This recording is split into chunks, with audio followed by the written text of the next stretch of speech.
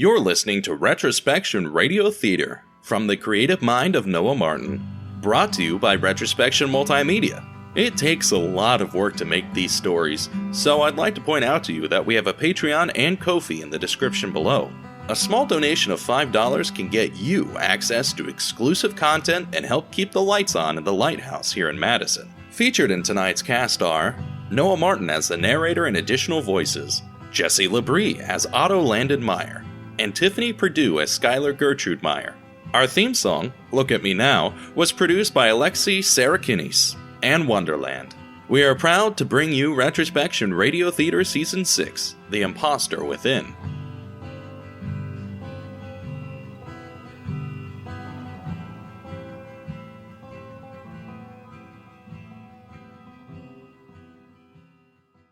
He was born at the cusp of the new millennium. While everyone was worried about Y2K and computers shutting down forever, he was waking his parents in the middle of the night and worrying them. The stress of being a new parent was strong, and they often asked themselves if they had made the right choice to have a child. The child's name is Otto Landyn Meyer, named after his great-grandfather, who was a German immigrant and farmer that traveled to America just before the Great War.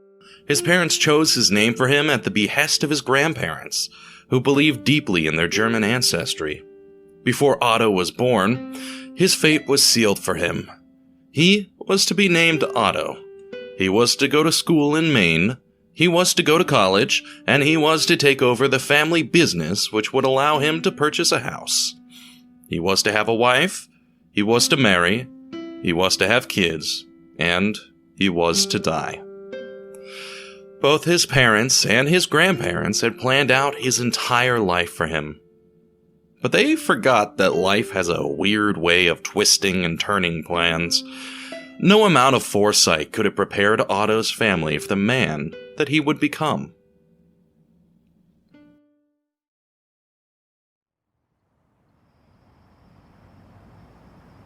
On a cold winter's night in the dreary month of December, Otto's mother announced that she was pregnant. Mr. Meyer was ecstatic, and he began painting one of the guest rooms a sweet baby blue. He was so certain that he would have a son that he went out and purchased various rather corny clothes with sayings such as "son of a farmer" and "best blueberry baby around." 9 months later, the Meyer family found themselves in a hospital surrounded by stale lights and frantic nurses. Otto was forced to wait in the hallway with his aunt, and so he read the Boxcar Children for hours on end until a nurse came out and suggested he come into the room. Otto left his aunt behind and entered into the room as a slew of people exited. All that was left was his mother, who lay in bed holding a bundle of cloths with a grin from ear to ear on her face. Standing behind her was Mr. Meyer, whose arms were folded and whose expression was that of annoyance and disdain. Nobody knows whether Mrs. Meyer knew the gender of the baby beforehand, or if she was as surprised as her husband. That day, Otto met his sister and best friend, Skylar Gertrude Meyer.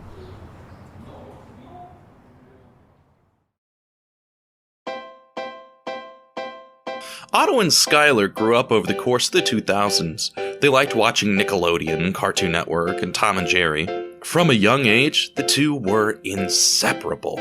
Skylar was barely 4 years old, and Otto had just turned 5. Their parents made them play various sports to see if one might stick, but Otto didn't really care much for running around and kicking a ball into a goal. He didn't have the hand-eye coordination to dribble a basketball. The only sport he was ever good at was baseball, and that's because a tee was placed in front of him, and it was nigh impossible to miss a stationary ball. Skylar, on the other hand, she took to every sport she played. She was able to run up and down a soccer field with ease. She normally hit a triple per baseball game, and Mr. Meyer found himself annoyed nearly He often complained to his wife that their daughter acted more like a son than their actual son. He was disappointed and was afraid that he'd have no one to leave his family farm to. When Mrs. Meyer suggested that he leave it to them both, Mr. Meyer scoffed. One way or another, he believed that his son would grow into the man that he ought to be. Otto enjoyed running around on the playground, climbing imaginary mountains and having climactic sword fights with sticks. He and Skylar would wrestle, and they often played with the same toys.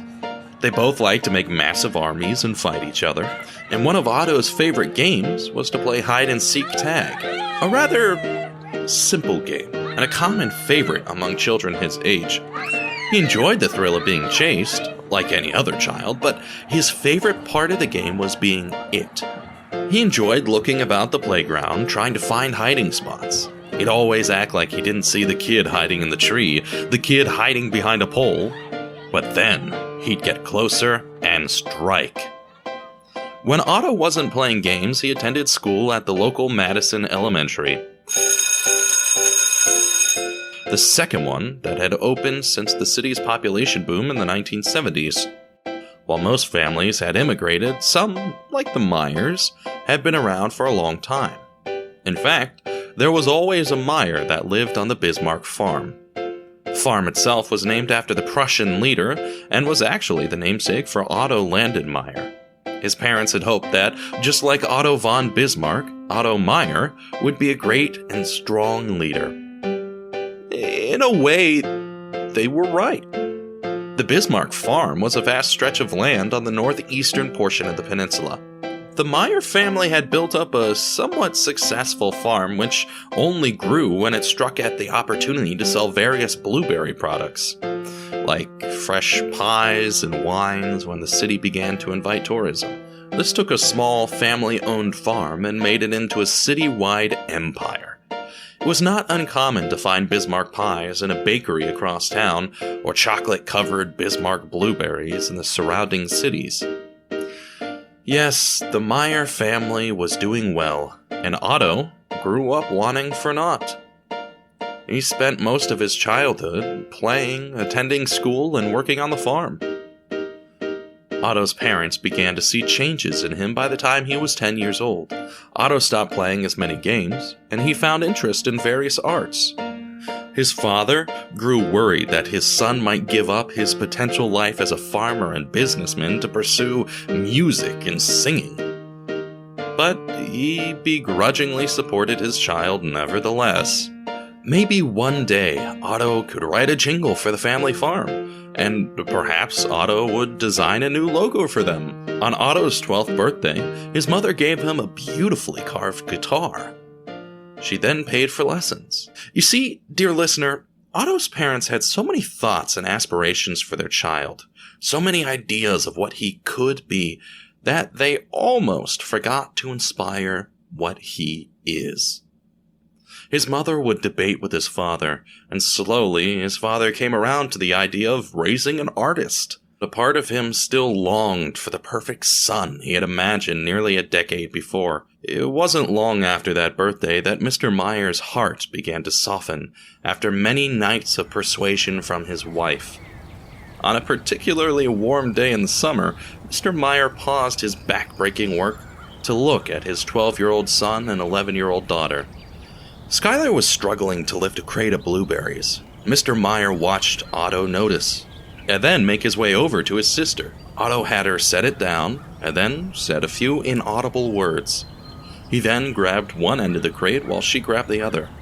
And despite having to do his own work, he sacrificed some of his time to help his sister not fall behind. And finally, Mr. Meyer saw the leader that Otto was.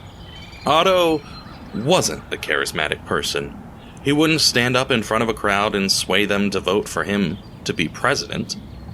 He was a caring child that saw others struggling around him, and he went on his way to lift them up. After so many years of attending her sporting events and teaching her to work the farm, Mr. Meyer finally saw Skylar as a girl willing to work with others to achieve her goals. It was at this moment that Mr. Meyer's idea of the future began to shift. Instead of a world where his perfect son ran the family farm while his daughter was left aside to do whatever she wanted, he saw a world where the two of them could work together and hold one another up to become successful. Mr. Meyer let out the faintest hint of a grin. His family wasn't what he expected it to be, but it was still perfect. Otto hardly ever went anywhere without his sister. The two of them watched TV together, worked together, had the same friends, and enjoyed the same activities. Otto's friends didn't mind bringing his sister along either, and soon they accepted her as just one of the guys. They grew up together, maturing through middle school and into high school with one another. Otto was the first to receive his learner's permit, even though he had been driving farm equipment for years. Mr. Meyer drove them to the B&B, and Otto drove the two of them back. That night, Mr. Meyer took Otto into the city, and parked at a Greek restaurant, and hopped in shotgun. He made his son drive them through the streets of Madison and find his way home. It took a little longer than the 20-minute drive normally should, but eventually, Otto found his bearings and brought them safely home. That night was the first time Otto saw his father cry. Mr. Meyer turned to Otto after they had parked, and tears streamed down his face. Barely audibly, Mr. Meyer choked out, "I'm proud of you." He hugged his son. 3 days later, Otto came home from school. He had taken the bus while Skylar had stayed behind to practice soccer. He opened the front door to the family farm and called for his mother. She didn't respond, and so Otto assumed that she had gone shopping or was working in the field. He entered into his home and laid his backpack on the family dinner table. He stretched his hands into the air and released a loud yawn. He blinked a few times, then walked towards his room. As he moved down the hallway, he found that his parents' door was open. He stepped inside and turned on the light. The light bulb illuminated the room to show his father laying in bed, his eyes closed. Otto apologized to his father and turned off the light. Then he walked back into his room and laid down. His mind drifted between a cute girl at school and the fact that he had so much homework to do. Eventually, he drifted off into a dreamless sleep. He awoke half an hour later, though his mind was groggy and unsure if it had truly been that short of a time. He stepped up and made his way back down the hallway. Noticing his father's door was still open, he entered. He slowly made his way over to his father and gently shook him. He reminded his father that they normally worked on the farm at this time, and that Otto was ready to do his chores. When his dad did not awake, he shook a little harder and spoke a little louder. His father still did not awake. And then fear began to stir in the pits of his stomach. It inched his way into his heart. He called for his father. He shook him more violently, but still his dad did not awake. Otto felt a tear fall down his face, and then another. And soon, he was rushing out of the room and pulling his cell phone out of his pocket. He called his mother, he called his sister, and both promised to make their way home immediately. He called 911, and within an hour, an ambulance had arrived. The paramedics pronounced Mr. Meyer dead on the spot. Skylar arrived in time to see her father's covered body wheeled out on a stretcher. Mrs. Meyer arrived shortly after. The first month after Mr. Meyer's death was the hardest. The second wasn't much better. Mrs. Meyer tried her best to keep herself together around the kids, but she struggled. Skylar dove into sports, and she spent more and more hours away from home, moving from practice to practice. Otto tried his best to keep the farm running, but soon he grew tired of the work. He started writing music and painting artwork. He spent countless hours painting portraits of his family when they were whole, when they were happy. But the more time spent without his father, the darker his paintings became, the worse his lyrics were. And by the end of high school, his music sounded like a jumbled mess of random chords and screaming. His mother hired hands to work on the farm to replace the four of them, and soon the only one still doing their chores was Skylar. Otto had made a decision to go away for college, to get as far away from Madison as he possibly could. He applied to various schools, but the only one that accepted him was the University of Madison, a small college just outside the southern part of the city. With no other options, Otto went to college in his hometown, though he was tired of staying at home, so he decided to pay an ungodly amount of money to live merely 15 minutes away from the family farm. Despite living so close, Otto only returned home on Thanksgiving and Christmas. Skylar would graduate a year later, and instead of going to college, she doubled down on working on the farm. She had it in her mind that her brother would return from college and take over the farm so she could go to college to learn business. On the rare occasions that Otto returned home, Skylar would attempt to convince her brother to come back and to take the family farm so she could go to college too. She tried to make him agree, but graduation came and Otto never returned. Months went by and Skylar grew more and more angry.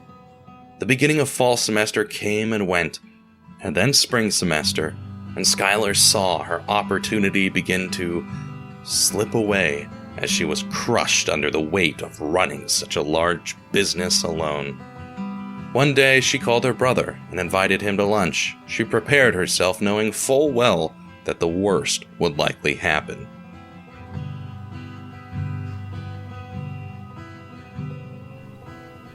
Tuesday, June 25th. Nearly 1 full year since Otto Landyn Meyer graduated college. This was the day that would change his life forever. The day that everything became different. It started off as any normal day would. He woke up, got dressed, made breakfast, and sat down in his chair to work from home. Empty, he stared at the screen before him as he clocked in on a poorly designed web interface. Then he sipped some hot blueberry coffee. Like a tree in the wind, he rose from his chair and gave a shaky stretch. With a loud sigh, he sat back down and closed his eyes, waiting for the first notification of the day. I'm just doing this for a little bit, just to get me by. Just until my music career takes off. Otto comforted himself. He waited. And waited. And waited. And his mind began to drift off. Soon, he found himself asleep. He dreamt of his father, of his family. He thought himself a child again, running on the playground and screaming and laughing with his sister.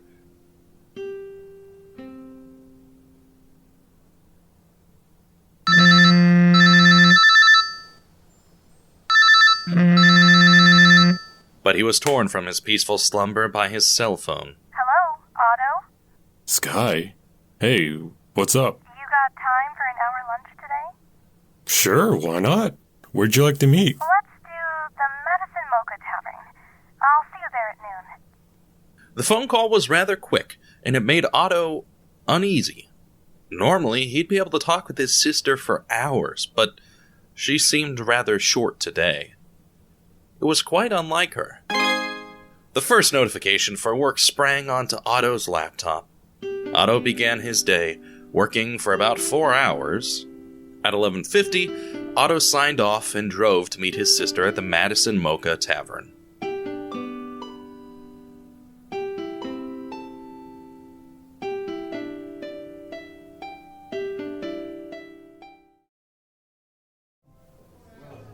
Otto arrived to a relatively empty building. There was some waitstaff, though not nearly as much as on an evening. And there were a few people eating in booths sporadically across the restaurant. Otto looked around until he spied his sister. She wore a flannel shirt and jeans. Her face was tanned and her eyes were empty. She'd clearly been working on the farm a lot more than normal. Otto strode over to her and sat opposite her. Her eyes began to glow as the life returned to them. Whatever far-off place she had been in was left behind as she returned to this moment. Sky? Otto, What can I help you with today? We need to talk about the farm. I thought it'd be about the farm. Everything okay? No, it's been really tough lately. Mom isn't working and the new hires are awful. But I have to do all the paperwork, so I'm going out during the day and working just to come back and spend the evenings in my office. I haven't been getting to sleep until around 3 a.m., and I get up to work on the farm around 7. Can you hire more people? Not right now. It's not in the budget. So I need you to come back and help instead.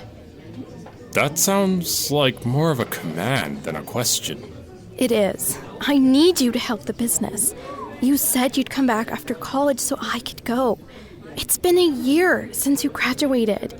Please, come back so I can go live my life. I don't want to. I've got my own life. Maybe you do, but you left me here. You left me behind. I won't ever get to see the world, to go off to college if you don't come back and run the farm so I can go learn. Ask Mom to take it over. You know I can't. She's too old to be out there in the sun all day. She can do the business side. Just hire another person or two to replace her. I can't ask Mom to take over the books. Not only because it reminds her of Dad, but because it's too stressful of a job. I don't want her to have a heart attack. So you'd rather I have one? I don't want anyone to have to feel the stress of running the Bismark. But someone has to do it, and I don't want that someone to always be me. You asked a million times, and I've always replied with the same answer. No, I will not run the farm. Either find someone else to do it, or sell it. We're well off enough anyways. You could just get rid of it and live a comfortable life without ever having to work again. I can't do that. You know that. I know that. Mom knows that. If family means nothing to you, then I'll pay you.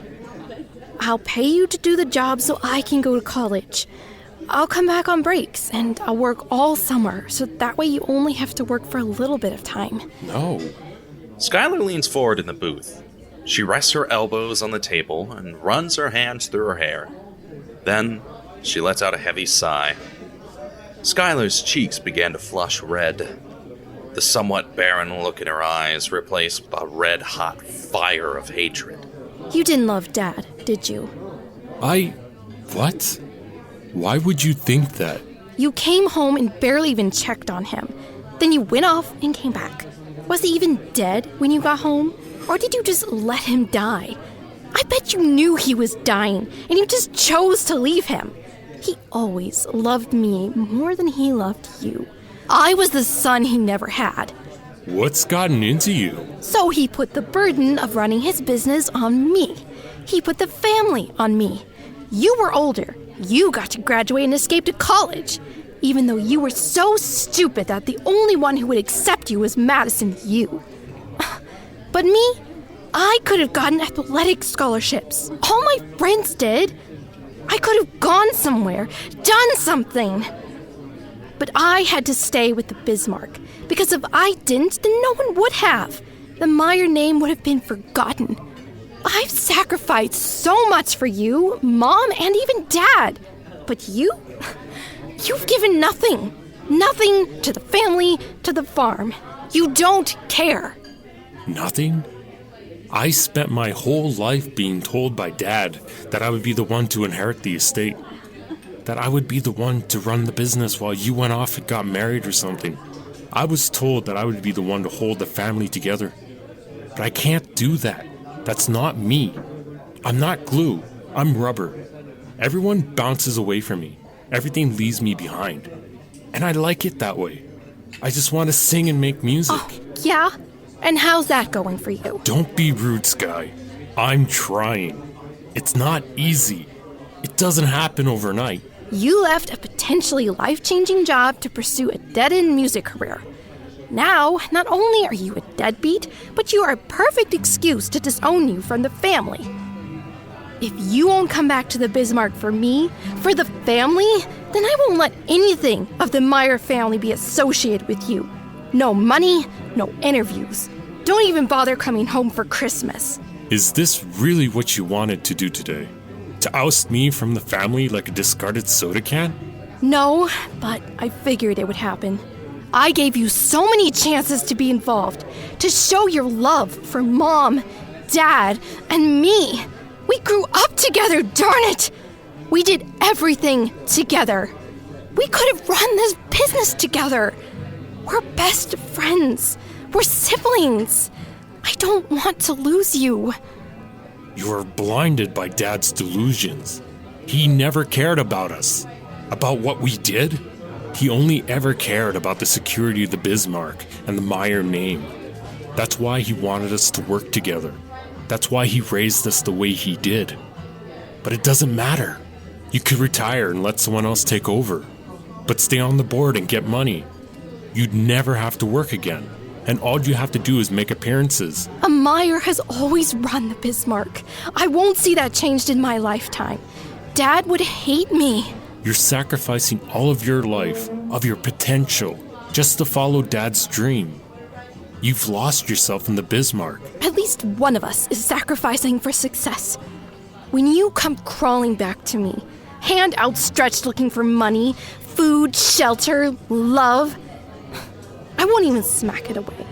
I'll let you reach for nothing. Otto, I hate you. I hate you with every ounce of my being, with every fiber. I never want to see you again.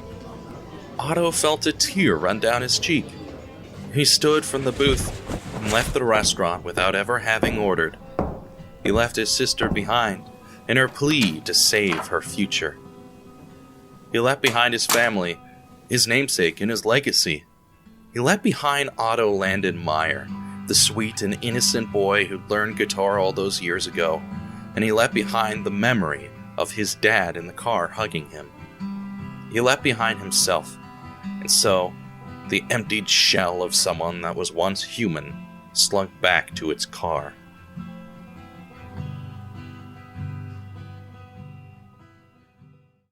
Otto left the Mocha Tavern in defeat. He knew there was so much more he could have done for his family. It didn't have to end like that. But he also knew that wasn't the life for him. He couldn't be a farmer.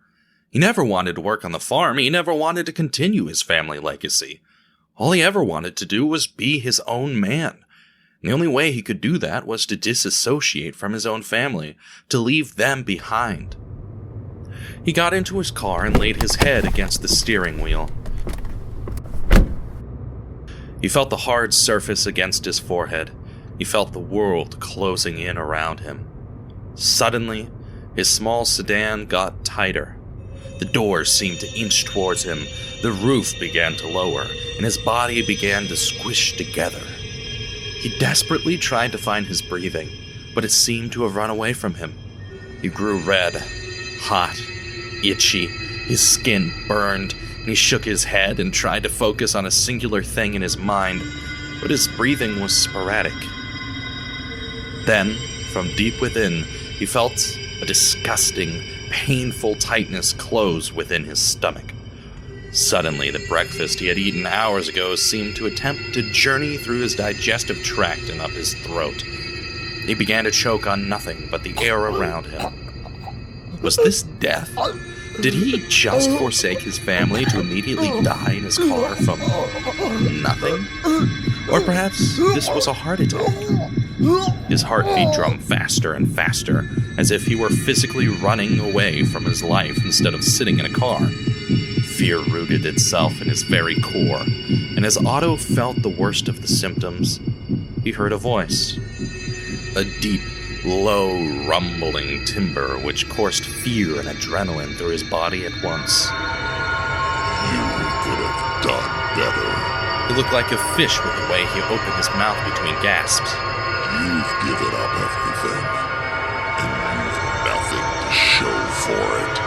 It felt like someone was shoving a popsicle stick down Otto's throat, but nothing would come up. His body shook like he was stuck in a blizzard outside with no clothes on.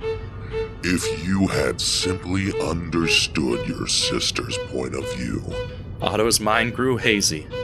He couldn't feel the hard surface pressed against his perspiring forehead.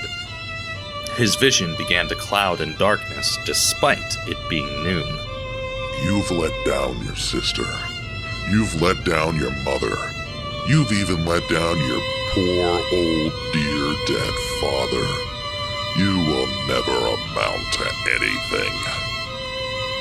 You turned your back on your family, and you've never written a song. You've only ever had guitar lessons.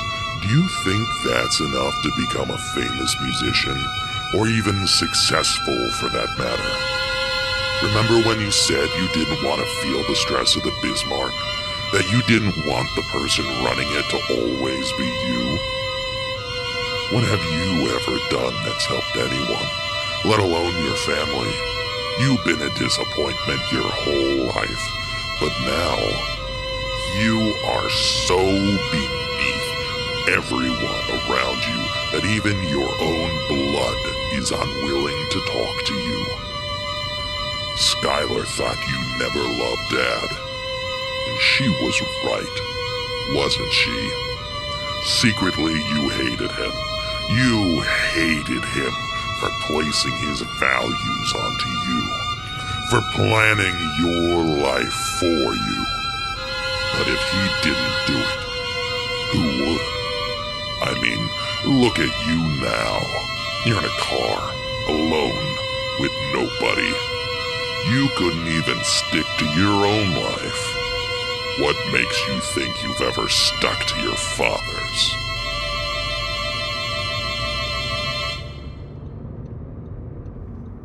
Otto mustered strength from deep within him. I want to be different. You are different. You're the only one in your family to fail before the age of 25. I want to make music. You want to, but you don't even know where to start. I want to inspire someone someday. What's inspirational about you? You left your family for college and for a degree in music education. I want to be somebody. You are a failure. I'm not a failure. I'm just finding my way. No one in your family will ever speak to you again. You've never written a song. You barely passed college. You live alone. You've never fallen in love. You barely had a job. You don't even work in the same field you studied. You'll never leave Madison. You'll never amount to anything. It's simple. You are a failure. You are quite literally the definition of failure. But I... Try and sing. What? Try and sing. I can't. Not right now. A musician that can't even sing. I can't breathe. I feel awful. You're having a panic attack. Though, frankly, you're overdoing it. You don't feel as bad as your mind thinks you do. I'm having a heart attack. You wish. At least then, your life might end now instead of bringing about many more decades of shame. When you're 50, Sky will be a millionaire, and you'll be shooting heroin in the back alleys of Madison. Maybe you're right. Of course I am. I'm alone. So alone. I can barely play guitar. I can't even sing. I sound awful. I look awful. I'm a disappointment to everyone around me. I'm not tall enough. I'm not strong enough. I left my family. My mother hates me. Skylar disowned me. I couldn't even be bothered to check on my father when I first saw him. I should have known something was wrong. You really should have. It was so obvious, wasn't it? Maybe I could have saved his life. You definitely would have saved his life. I killed my father. It's clearly your fault. I don't know what to do. Is there anything to do? There's nothing. I'm nothing.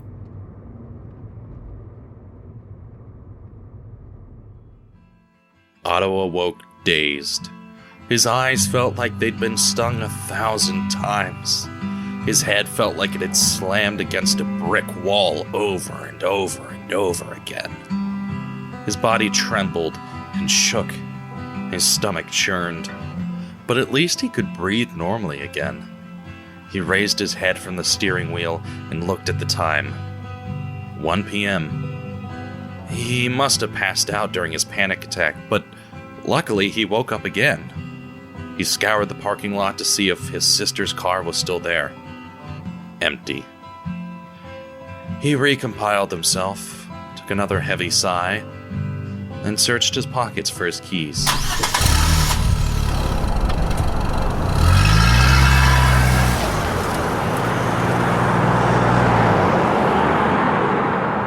He returned to his apartment. His mind was lost, wondering 1,000 questions. Was that a panic attack? Was that voice real? Was he a failure?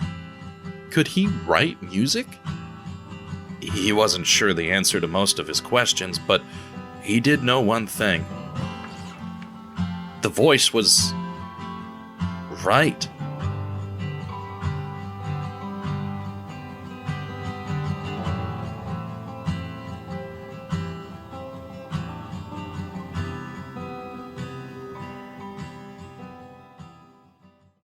The rest of the workday was awful.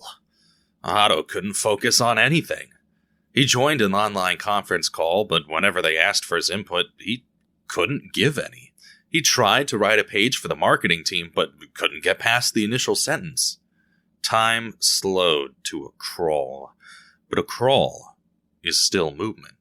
It felt longer than it actually was to reach the end of the day. The time finally rolled around where Otto closed his laptop screen. He laid his head on his desk. His body no longer shook, but his mind whirled and rattled in circles. He couldn't focus on a singular subject to think on.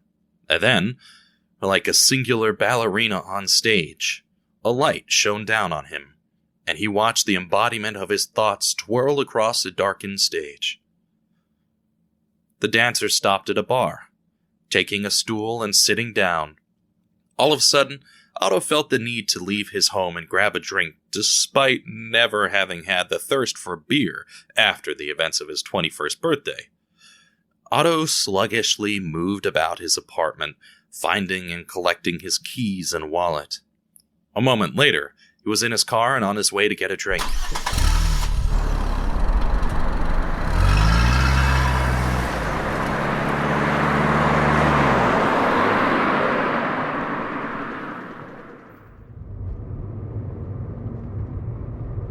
Otto went to a bar not far from his apartment. It was a place that his friends had frequented throughout their college experience, though he himself didn't go often. A part of him hoped to see his friends there, to try and forget about the day, but he knew that likely wouldn't happen. Most of his friends had moved away after college, and the few that remained went off and got hitched. Otto was alone.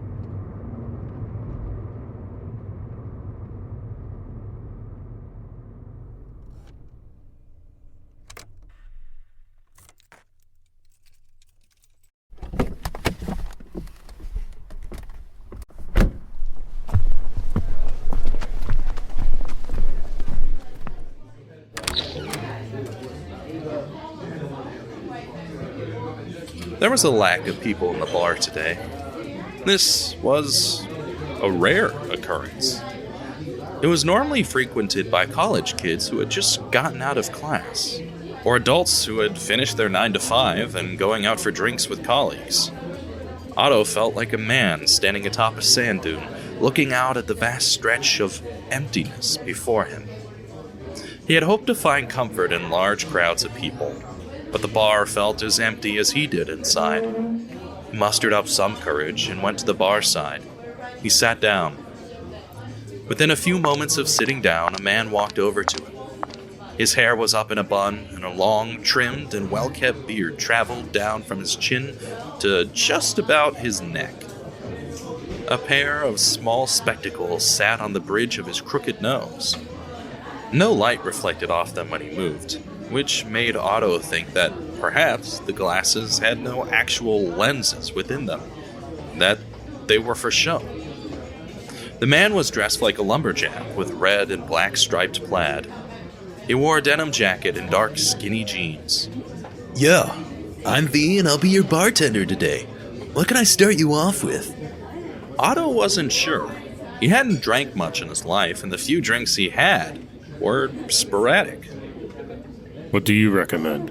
What do you enjoy? You like light or dark? Otto had no idea. All the beer he'd ever had tasted the same to him. I'll do dark. Sure. So, I got... The bartender began spewing off various names and flavors. The only thing Otto understood was the taste of one. Dark. Almost chocolatey. That one. I'll do the chocolatey one you just said. Coming right up. The bartender turned and filled a glass from the spigot.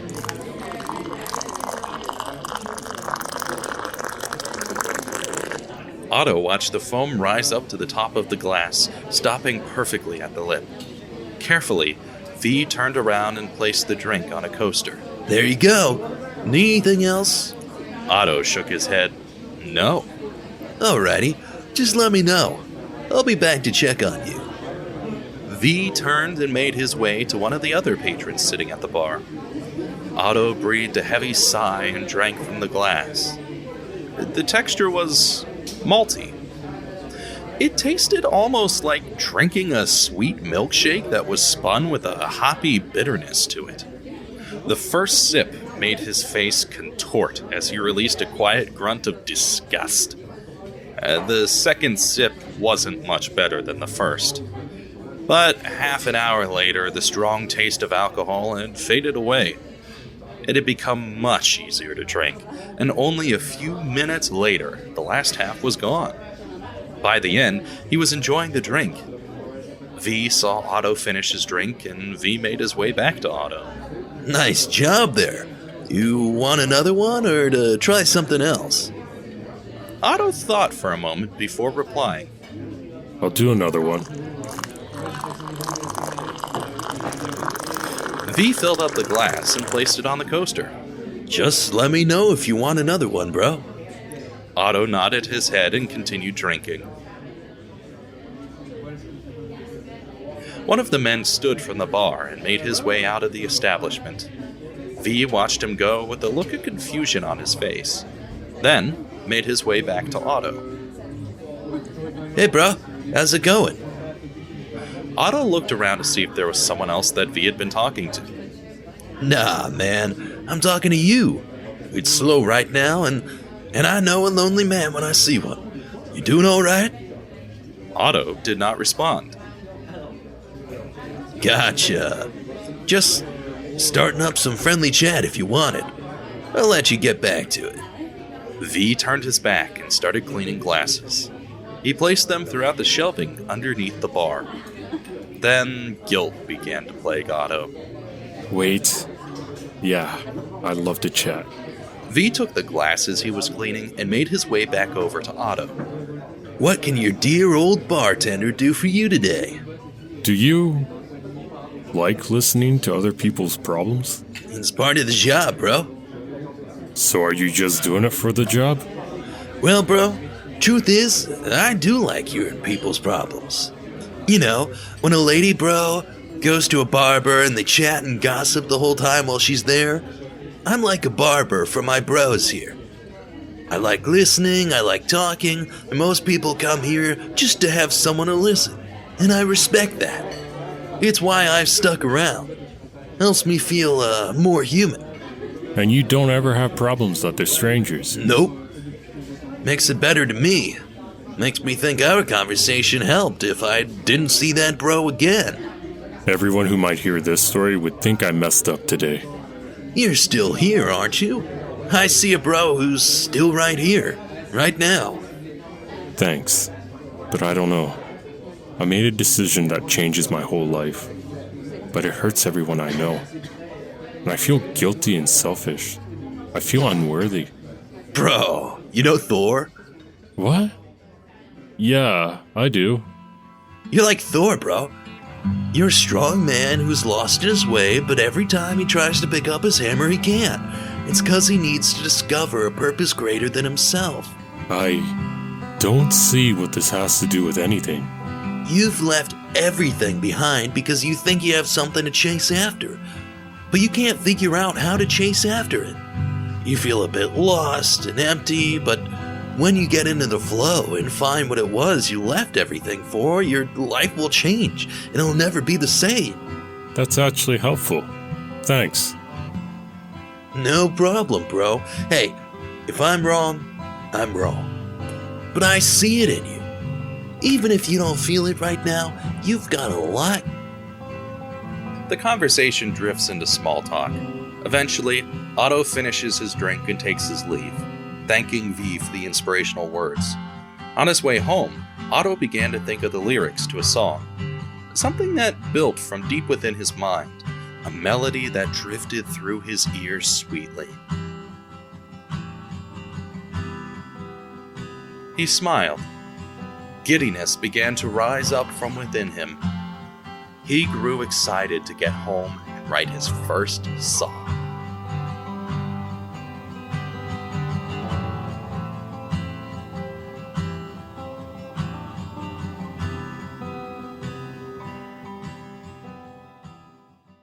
Otto was inspired. The bartender, was far too kind. His words had given Otto just the amount of positive reinforcement he needed for that evening. Otto returned home and pulled out his guitar. He began strumming.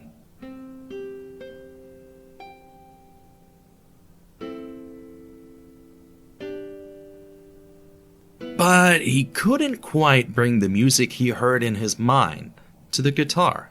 Maybe if he did it like...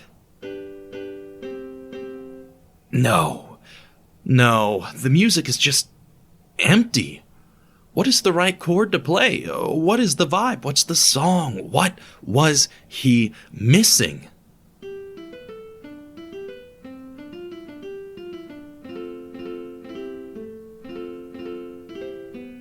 Maybe it'd be better to try to think of some lyrics, then the music would actually come to him naturally, right? Otto gently laid his guitar across his couch. He grabbed some paper from his office. Then, with pencil in hand, he took to writing. Excitement built up from within him. See, Sky? Otto wasn't a failure. He could write music. The lyrics were at the edge of his mind, just waiting for his hand to write them on the paper. All he had to do was write the first word. Then the rest would come naturally. It didn't take much, just write the first word that came to mind. Otto slammed his pencil on the desk. His voice echoed through the room as he cursed out loud. Why couldn't he think of anything? It was just in his head. It was right there, but it disappeared. Why? Otto slumped up from his desk. Defeated, he made his way to the shower. He turned it on and hopped in. His mind began to wander for the umpteenth time that evening. Otto thought about himself, about his life. He thought of various combinations of words, but he found himself stuck and unable to progress after only a portion of a stanza. But he couldn't figure out what exactly it was. Was it hard to face the music? Hard to face the family? Hard to face life? Any number of these could be true.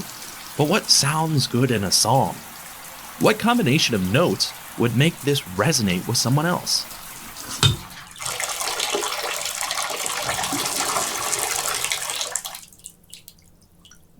Damn it! Otto dried himself off and returned to his living room after dressing. He picked up his guitar and began to strum. Yeah, that's it. That sounds good. And the lyrics. It's hard to face myself. It's hard to face the... You've got to be kidding me. That's how you're going to start it? Otto stopped playing. There's nothing wrong with it. It sounds good. Isn't this supposed to come from the heart? You're throwing words together and saying they sound good, but you don't feel anything. What do you know? I know what you know, and you know this isn't good. You're right. It's a terrible start to the song. And what's with that chord progression? I really should have done better. I should have put some more thought into this. It's not like good music suddenly comes up on the spot. No, it's not good. What was I thinking? Otto put down the guitar. You've never written a song before. Did you really think it would be so easy as taking a shower and sitting back down? This isn't a movie. You're missing years of training. Look at every successful musician ever. They practiced for so long before they even attempted to write their own music. You've got to master others' music before you can think of your own. Otto's shoulders dropped. His mood darkened. He released a heavy sigh, then stood to his feet. He looked around the room to see if he could find the disembodied voice, but he knew he wouldn't spot it. Instead, he spotted a large bottle of liquor. People have always said that alcohol can dull the senses. Maybe I can dull the voice. Drinking away your problems isn't going to solve anything. It'll just destroy your kidneys. Otto made for the bottle of liquor. He set it on the table, then reached for a glass.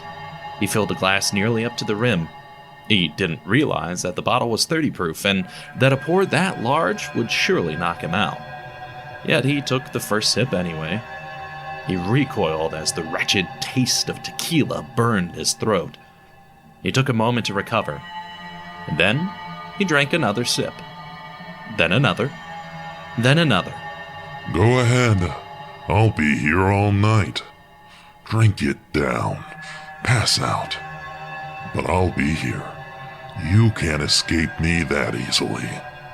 Otto was about halfway down the glass. I hope you don't actually expect to write anything.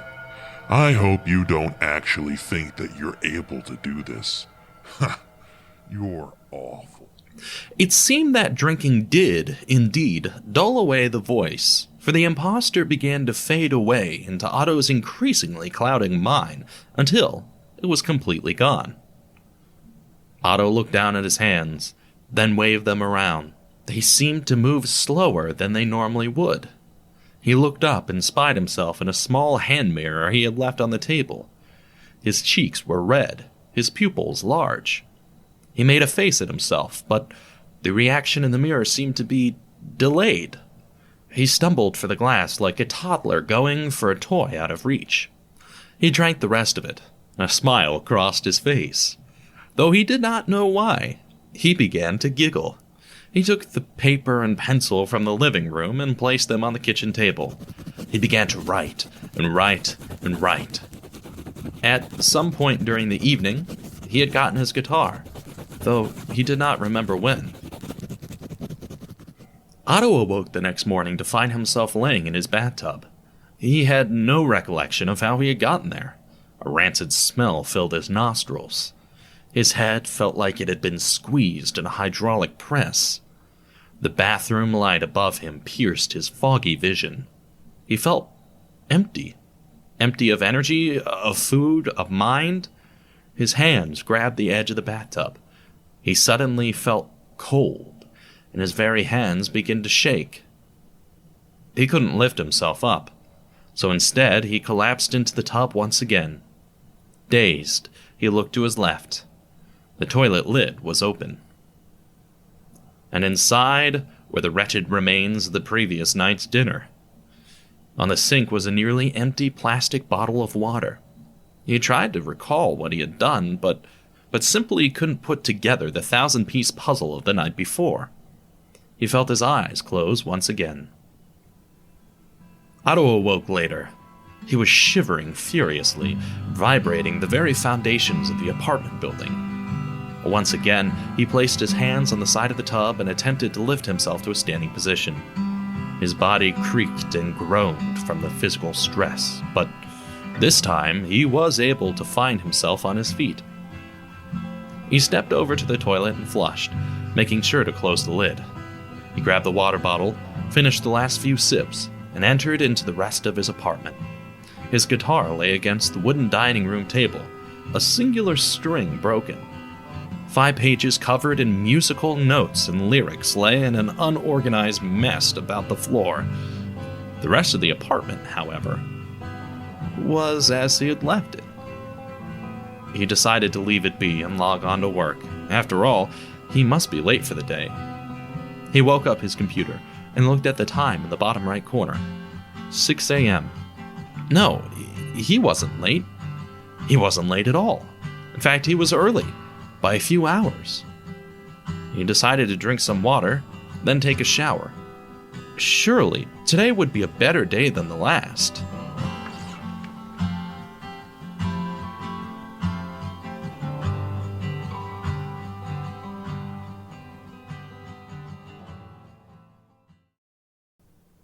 Otto finished the workday with the slightest bit of a hangover.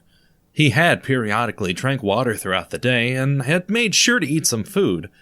He was rather inattentive at his desk, but he was able to get some of the work done that he needed to, just enough to show his boss that he was present. Otto shut off his computer at the end of the workday. He left his room to grab some water from the kitchen. But then he remembered the guitar and papers he had left on the ground in the other room. Curiously, he took the paper and began to read. If I had been better, maybe he'd be alive. If I'd been better, he'd have survived. It's hard to face the ghost. It's hard to face my life. I've failed so much and caused so much strife. There's nothing left for me here. I've failed them all. I'd be better if I... But the letters on the paper stopped forming words. Instead, they were a series of lines and squiggles, forming waves of ink with no clear way to determine their original meaning. He looked at the other pages. Some had random words or notes throughout, but nothing coherent. He took the most legible page and reread it. If I had been better, maybe he'd be alive? Sounds stupid, huh? Yeah. Clearly I'm talking about Dad, but I've really got to let it go. He died years ago. I can't write all my songs about him. I've got to move on. And that next line? Talk about some awful self-guilt. If I'd been better, he'd have survived. I couldn't do anything. He was probably dead when I got home. It just took me a while to figure it out. But if he wasn't, then you really did kill him. You're right. If he wasn't dead then, I probably could have saved him. Face the ghost? What is that even supposed to mean? It's so stupid, isn't it? I should have thought of something better. This song sounds so emo. It does. It sounds so stupid. I can't believe I thought of these words. You could have done so much better. This part doesn't even sound good. I failed so much and caused so much strife. There's nothing left for me here. I've failed them all. There's nothing to this. No cadence, no theme. It just sounds like I'm pitying myself. God, why is it that I always end up failing in the most spectacular ways possible? Sky would laugh her ass off if she could read this. Mom would hate it too. So would your dad. You're right. I should start over. Try something else. Let's see. Otto fixed the guitar string and sat on the table. He tuned it, then began strumming a chord progression.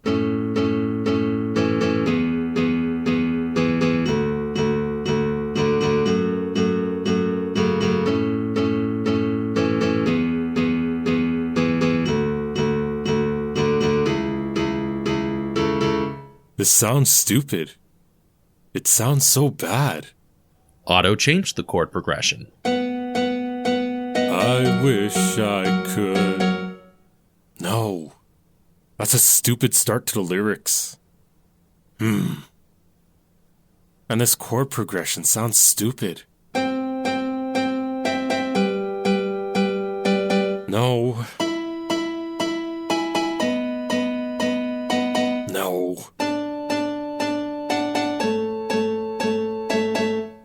No. Why do all of these sound like shit? I really should just stop trying to be a musician. You should just give it all up. Keep working your 9-to-5 at-home job. You'll never amount to anything. I'm practically useless.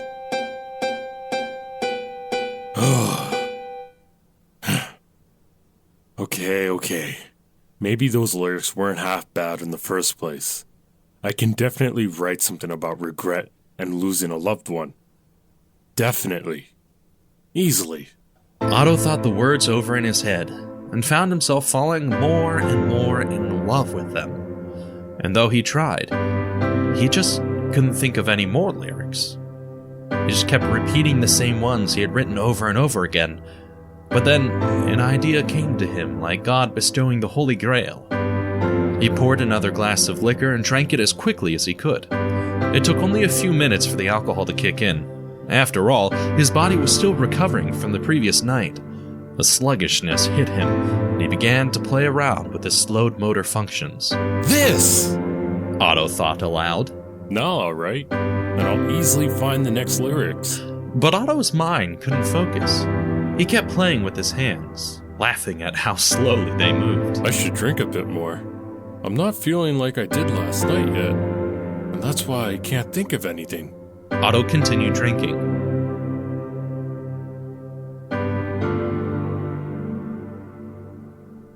Otto awoke the next morning with his back against the door, a knife in his right hand, scrapes all along his walls, and a series of shoelace strings tied around his ankles and wrists. He thought it odd. What happened last night? He rose from his position on the ground, leaving the knife on the floor. He stumbled to his bathroom and promptly threw up. He retched and heaved until nothing would come up.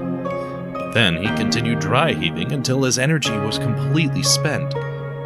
He fell flat onto the ground and sprawled across the floor. A sweet embrace of sleep took him.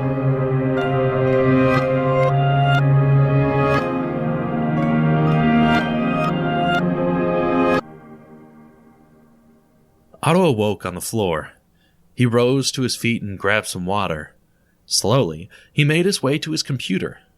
His head hurt, his eyes burned, and his throat was sore. He booted up the computer to find he had been bombarded by emails and notices. It was nearly halfway through the workday, and he had done nothing. He didn't even know what his task was for the day. He began responding to emails. The final email was sent from his boss, with multiple strongly worded paragraphs expressing annoyance and distaste. The final sentence requested a phone call. So, Otto went and found his phone next to the microwave. His boss and co-workers had called multiple times throughout the day, with the latest call being from 10 minutes prior. Otto redialed the number. His phone didn't even ring before his boss picked up. At first, his boss expressed concern, but Otto assured him that everything was okay. Otto told him that life was hard currently, but that he was feeling better and it wouldn't happen again. The next word out of his boss's mouth were, "You're fired." Then he hung up the phone. Stunned, Otto could hardly believe it. He'd never been fired from a job before. Had he really gotten so lost in drinking, he'd been fired? Clearly, you deserved that. Shut up. You drank yourself into that grave. Shut up. It's not the first thing you've been fired from, though, if you count your family and the Bismark farm. Shut up! Or what? You can't get rid of me. Yes, I can. Oh, please. I don't hear you when I drink. This is why no one likes you. Otto flung himself towards the final bottle left in his apartment, a sour red wine. He uncorked it and began drinking. You're drinking me away, but you won't even face the real problem. You are the problem. You are the reason you constantly fail.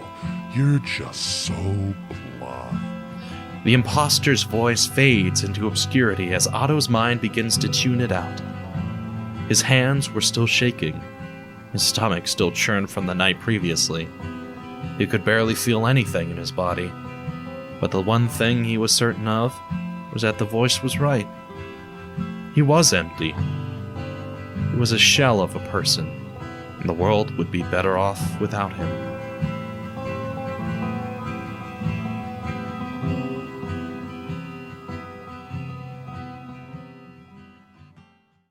Madison used to be a small town. It was a primarily rural town which focused on exporting various fruits and vegetables. In the late 80s, a semi-popular movie used bits of Madison in its climactic finale. The first few years after the movie came out saw increased tourism. Some of the tourists ended up loving Madison so much that they decided to move there. Naturally, this town began to grow. This was the first population boom of Madison, and it gave way to the creation of the Isaac Perry train station, generally shortened to Perry Station. This train station went around the outskirts of the peninsula and into the rest of the state of Maine. It hooks up with a larger railway which connects to various medium-sized cities. The railway was the second most popular way to transport food and products made in Madison, with the first being various ships and barges sailing up and down the Penobscot River. It wasn't until the late 2010s and early 2020s that the town saw a second population boom. Once again from tourism, but this time due to the sheer amount of horror stories rumored to have happened within Madison. That second population boom caused a lot of pricing for lands to increase and a higher demand for apartment complexes.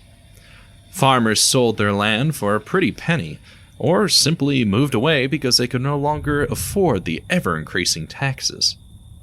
The lack of farmers has caused Perry Station, the major transportation hub for Madison agriculture, to slowly become less and less useful. Mr. Meyer had actually considered purchasing Perry Station back in 2015, before the town's increased efforts to attract tourists. Ironically, Mr. Meyer had thought about converting the railway to a tourist trap to increase the amount of people seeing his farm, and thus increasing the money spent on Bismark blueberries.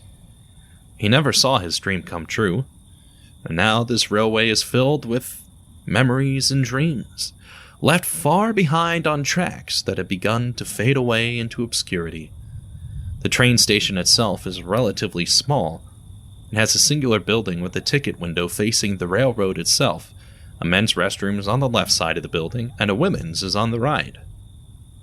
It is made of aging wood, and painted to be an oxidized red, a color which was popular 40 years ago when it was first built. Graffiti had since made its way onto the walls and within the separated bathrooms. A water fountain sits next to each bathroom. Surprisingly, the women's water fountain still works. This place isn't completely abandoned. It still sees a train every 2 weeks, though no one works in the booth, and the building itself is completely useless except for providing opportunities for train conductors to hop off and use the restroom for a moment before continuing on to more interesting places. Otto's drunken mind thinks of some of this history as he spies Perry Station while walking down the tracks. He learned a lot of the history of the station when his father was interested in buying it for the company. Isn't it surprising the information you remember that has almost no relevance to modern day, especially in the drunken stupor that Otto found himself in now? He approached the station like a newborn giraffe learning to walk. He slammed his left foot into an uneven chai on the track and stumbled forward. His head impacted into the gravel below. A feeling of relaxation and tiredness set in on him, and he laid there, in the middle of the tracks. He shivered in his blanket of gravel until his mind hazily danced off to an empty dreamscape.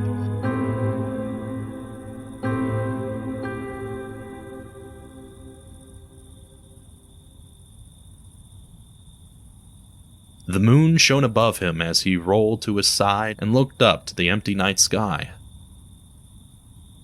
His mind tried to follow some of the pieces of the evening, connecting them together to figure out how and where he was, but the puzzle was incomplete. He remembered falling down, but he didn't remember getting here.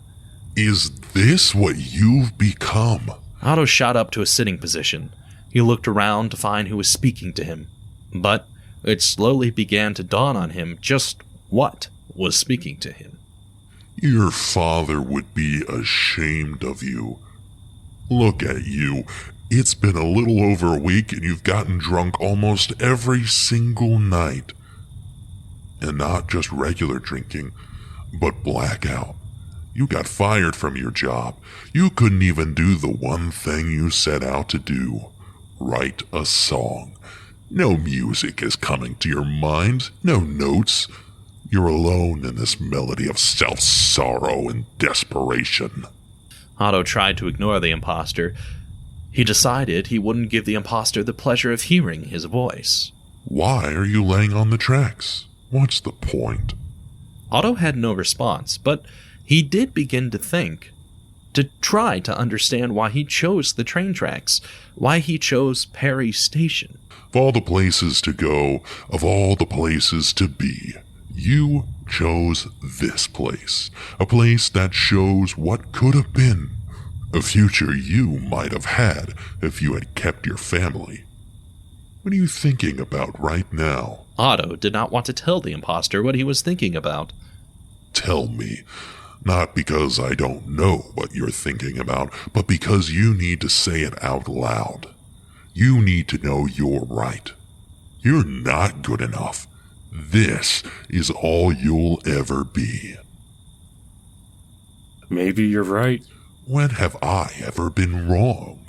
And yet you still drink and drink to try and get rid of me.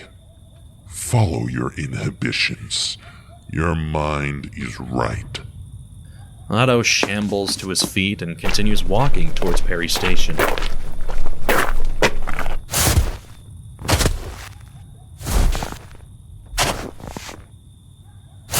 Don't ever stop. Just keep walking down the railway. At least your family might feel something for you if they read about you in tomorrow's papers. The distance between Otto and the rail station continues closing.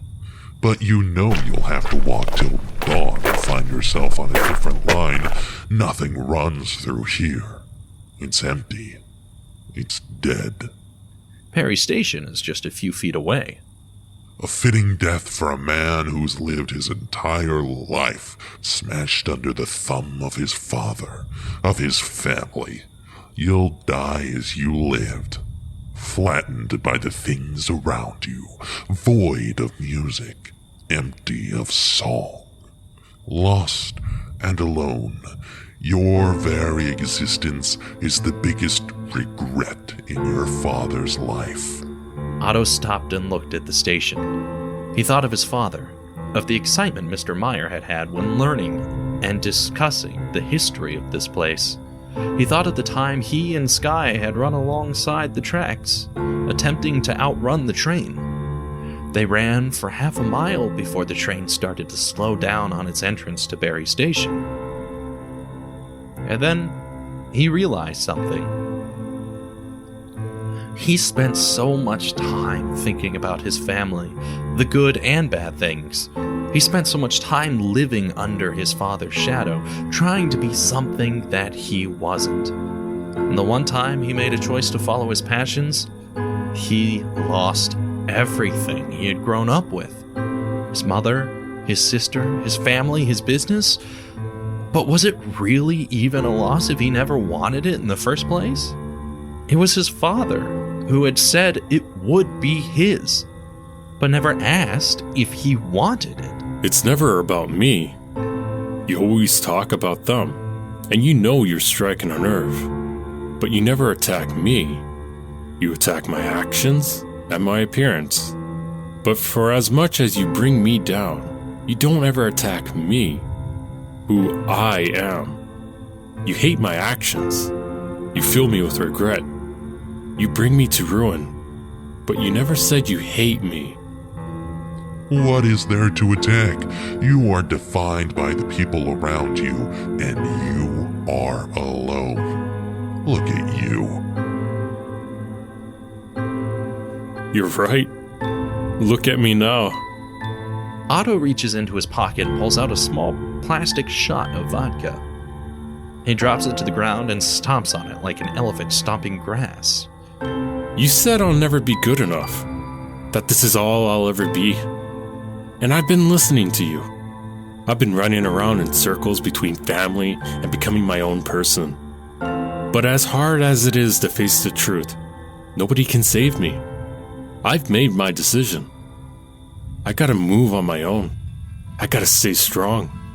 Otto felt a deep passion growing from within him, a strong determination. He threw his hands over the railing of the station and lifted himself up from the tracks. Then, he hobbled over to a dilapidated wooden bench and laid down. Determination will just hurt everyone else in the long run. You're prolonging your own misery. Otto ignored the voice. Something began to whir from deep within him. His heartstrings were plucking a melody of his own words. You feel inspired, but this will end up like everything else. Just like everything else. You're never gonna do well. You're never gonna be the person you want to be. The sound of guitar strings plucked the imposter's voice into nothingness. This was music. Otto listened to his song, heard his lyrics, and pulled out his phone to record himself. He kept singing until his voice was gone. He kept listening until the music deafened him. This was his song. And even as Otto fell asleep, the music played to him in his dreams, like a symphony of hope, reminding him, reassuring him of the decisions and choices he had made.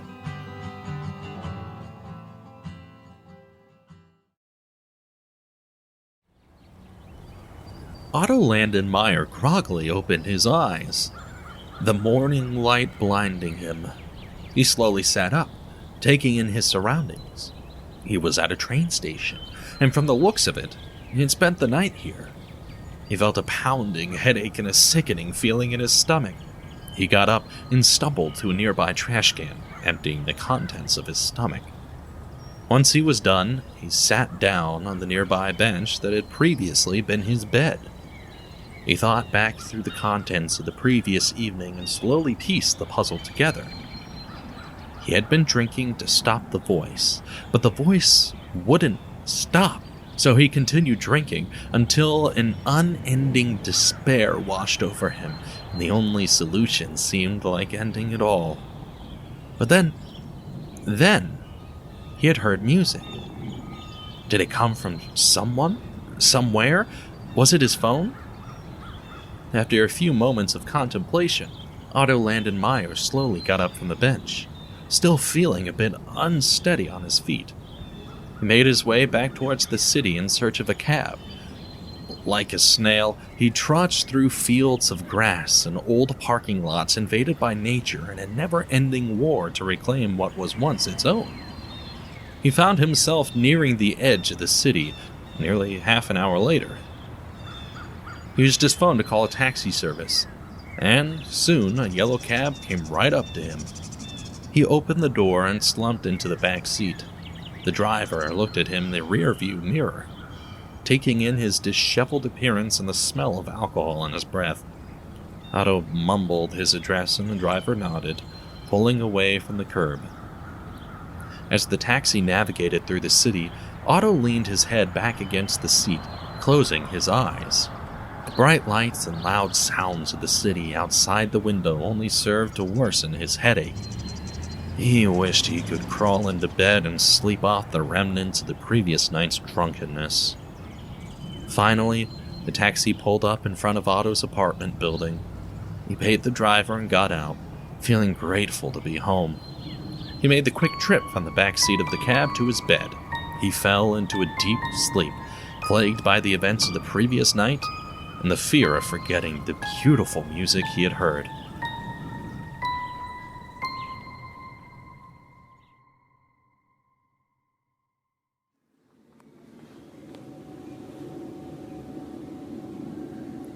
His eyes slowly clawed their way open. His head pounded like a wrecking ball against a building. He let out a loud, powerful yawn and closed his eyes once again.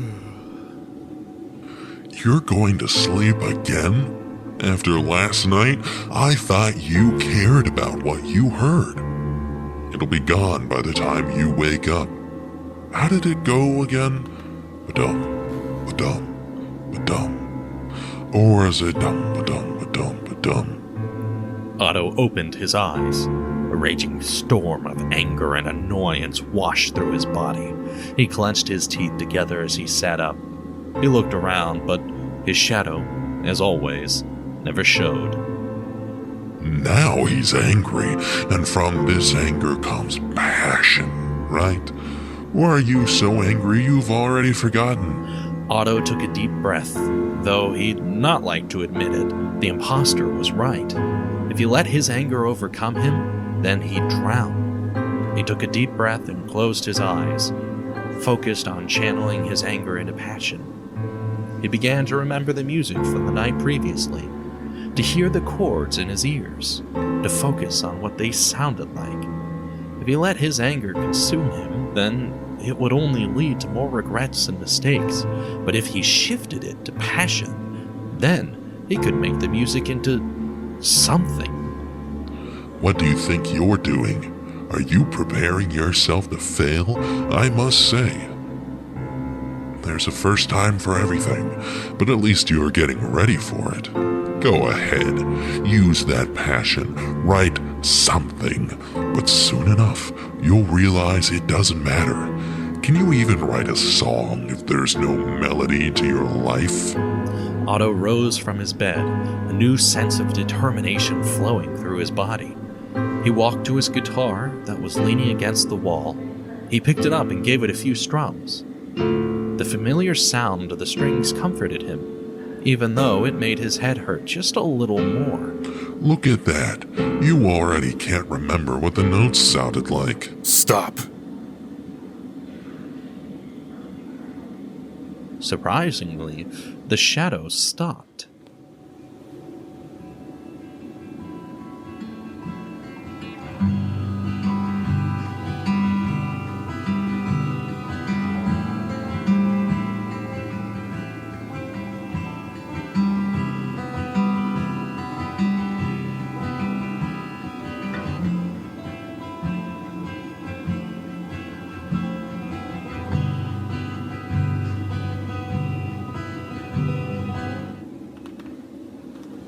But what comes next? Nothing. Clearly. What do you think comes next? You're talentless. You don't know what you're doing. You know, I'm getting really tired of you. You're getting tired of me. Ha! That's rich. You know, I almost got lucky last night. You could have offed yourself and never had to listen to me again. Or, even better, I'd never have to listen to you again. Whatever you are, stop. You're not helping. I'm not trying to help. Or should I say, we're not trying to help. There's nothing to help. There's only enough to hurt. I'm your shadow, your voice. I'm you when you realize you truly aren't good enough. I'm you knowing that reality is a cruel mistress. I'm you telling you to stop now before it hurts too bad. You're an imposter. Am I? You've been following your heart. You left your family, left your job, turned to alcohol, all because of impulse. And all because of desire. But I'm your brain. I'm the part of you that thinks things out, that reasons through them. I tell you reality, even if it's harsh. I don't believe that. But it's true. You hold us back. You always have. You've never thought things through. You've only ever followed your heart, and never have you stopped to think one thing through. If you did, you'd realize your faults. I know my faults. They're what makes me, me. Even if I don't amount to anything, I still have to try. And what would that get you? Failure. When you try, you never succeed. Is there a chance to succeed? Yes, but every time it's a smaller and smaller chance. Especially the more you follow your heart and spiral. Then I suppose I'll have to jump at that chance. Even if I fail, eventually I will succeed. Hope? Bah! Do you know what hope is? Hope is your brain smacking you with reality, but your heart remaining willfully ignorant. Hope is that gut feeling that something's going to go right. Not because you predict it will, but because you know it. Hope requires your mind and heart working together. So, you want me to work with you? I'm trying to protect us from you. I'm not a danger to us. I never have been. I listened to you and thought you were right. But deep down, you're just as scared as I am. You're scared because you don't know what's right. So you try to think things out, but you overthink them. Otto laid down his guitar on the ground, even though he could hear the melody strumming through his mind. Now wasn't the time to put it to song. Now was the time to face his greatest enemy, himself.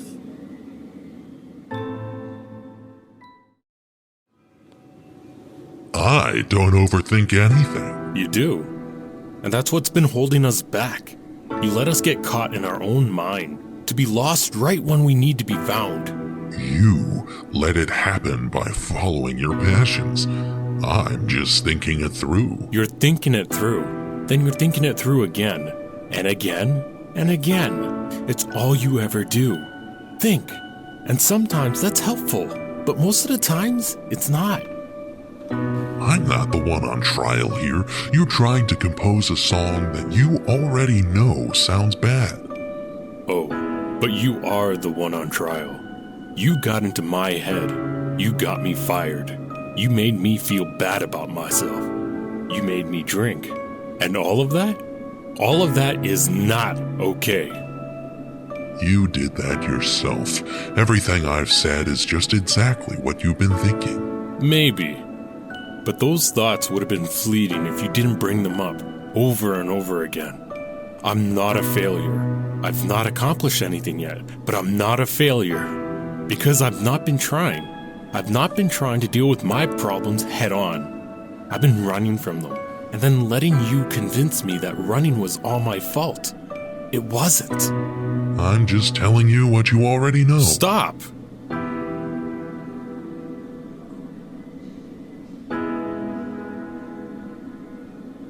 Well, you know that. Stop!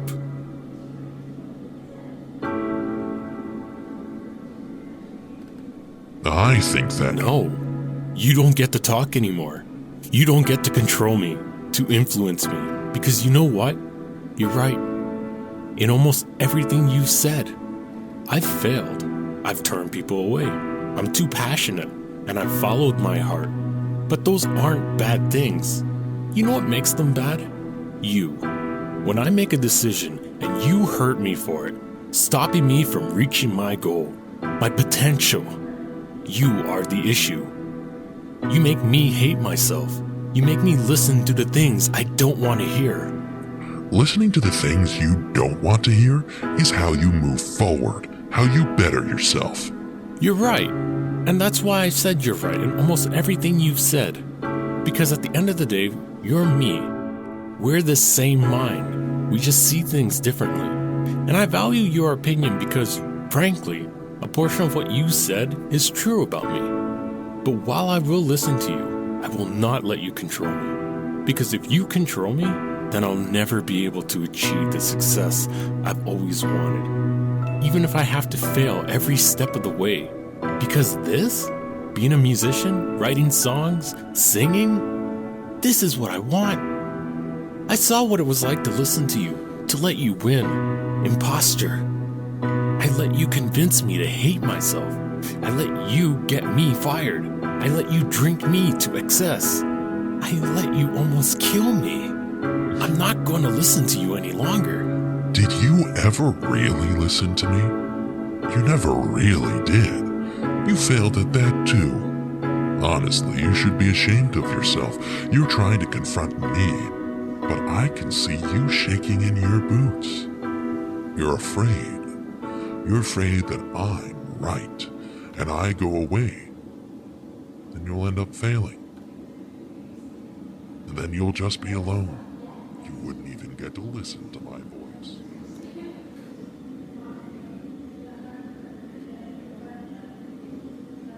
The voice was gone. No longer would Otto have to listen to his imposter yell at him, his shadowed dog at his own heels. He had faced his inner demons and won, and although it was costly, he could finally relax. He celebrated by downing some water and ibuprofen to ease his splitting headache. Over the course of this whole conversation, not once did the music leave his mind. It stayed, giving him hope and strengthening him to confront his demon. The battle was not over. Far from it, actually. He still had to write music. He still had to make a song, to find a new job, to find a way to pay for his current life, to try and get out there as a musician, and maybe even find a way to apologize and reconcile with Sky. But for now, it was over. He won, and he was still alive to talk about it. And so he began to strum his guitar, to pluck the notes from his mind into the room around him. Those weapons his own mind had used against him now became fuel for the raging fire of song building within him. He thought of his mother, who had always supported him, even if she didn't understand him. He thought of his struggles these past few days. He thought of Sky. And then he let the words flow out of him. His voice breathed life into the guitar strums. Look at me now.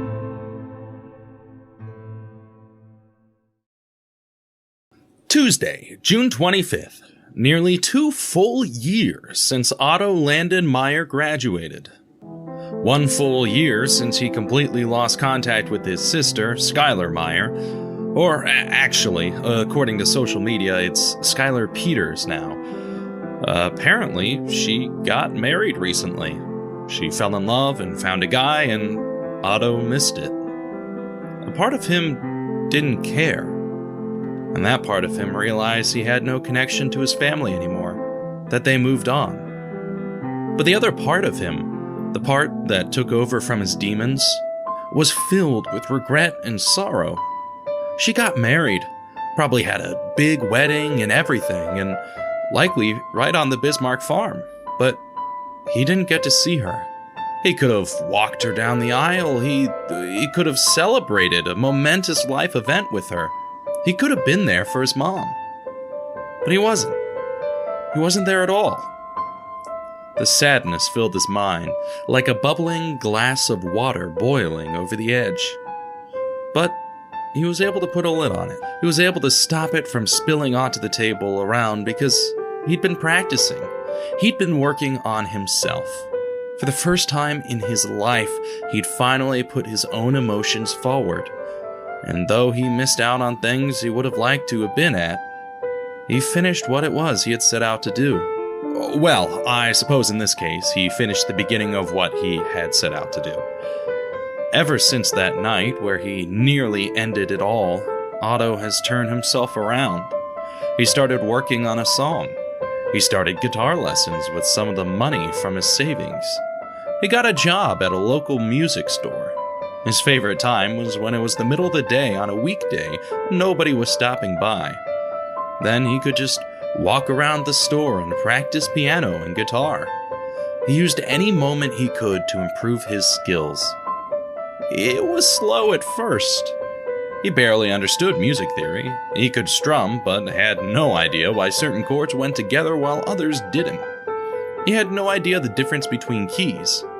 But he used his time in the past year to learn all of these things and more. With his newly acquired knowledge, he kept playing and rewriting the song, but not because the song was bad, but because every time he learned something new, it inspired him to see if it would fit into his music.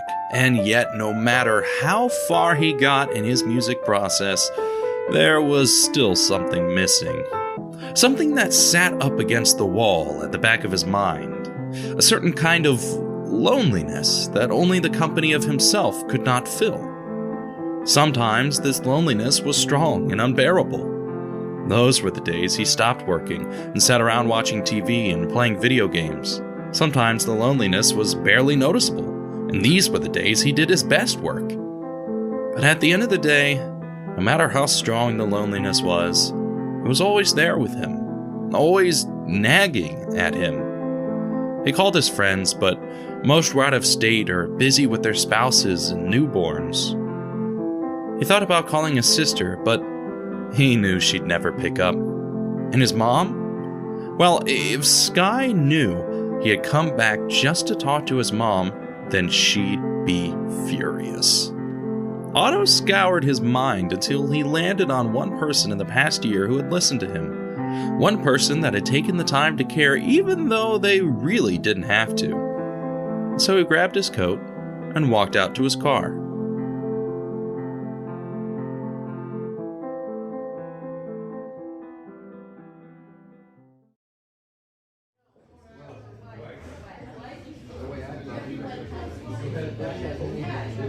The bar was relatively empty, with only a few patrons scattered about. The dim lighting created a relaxed atmosphere, and soft music played in the background, adding to the peaceful vibe. The bartender was trying to make himself look busy by occasionally wiping down the counter and chatting with the customers seated at the far end of the bar. The few patrons in the bar were seated at tables or standing at the counter, engaged in quiet conversations over drinks. The sound of glasses clinking and the occasional burst of laughter filled the space. But overall, the bar was quiet, with a relaxed and unhurried atmosphere.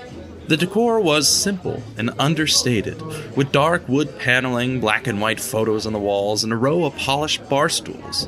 The bar was clean and well-maintained, with an air of sophistication that was both welcoming and casual. The low lighting and soft music made it an ideal place to unwind after a long day or catch up with a friend over a drink. It was a perfect setting for anyone looking for a quiet and relaxing escape from the hustle and bustle of everyday life. Which is exactly why Otto came initially. But now he was here for a different reason. Otto made his way to the bar and sat down, taking off his light jacket and placing it in his lap. A few moments later, the bartender made his way over. What can I do for you? Can I just have a club soda? Sure. Sure enough, it was V, the bartender that had worked there a year ago. But this time he was pale, skinnier than he had been before. The eyes behind his spectacles lacked the shine that once had been there. His hair was dyed an unnatural pink and his clothes were torn. V turned back around and placed the glass in front of Otto. Say, don't I know you from somewhere? I was here about a year ago. A smile crossed V's face. All right. I've seen a lot of people since then, but let's see if I can remember. You were the bro who was feeling a bit empty inside, chasing after something, but not knowing what, right? Wow, that's extremely impressive. My job is to get people drinks, sure, but the other part of my job is to listen to bros' problems and be here when nobody else will. How have you been? Ever find out what you were chasing after? Well, yes, actually. That's great for you. Nice job, bro. A lot of things have happened since then, but I really just wanted to come back and see you. Me? Well, I'm glad I had such an impact, bro. I let alcohol take me, and I almost ended it all. Oh man, I'm sorry to hear that. I could see it on your face a bit back then, but it's not really up to me to tell someone what they can and can't do. I survived, and I worked on bettering myself, and now I'm on the verge of finishing a song I wrote. I've used this past year to become a musician, and I just wanted to stop by and thank you. No problem, bro. It's what I'm here for. I'm proud to hear you've come so far, and in only a year. Thank you. I just wanted to come back and talk to you. And frankly, I think it's time I reciprocate.